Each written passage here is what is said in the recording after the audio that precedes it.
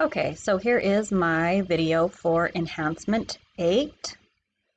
Here I am in my controller for the vehicle view. I'm going to go ahead and open up. As you can see, it goes straight to the home page because I am not signed in. If I click on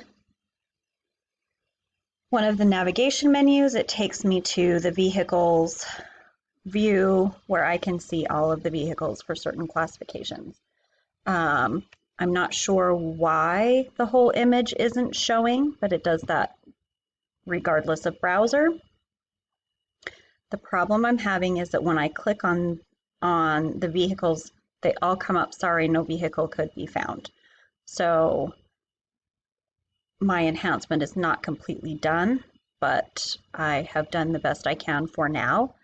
In the meantime, it is valid CSS and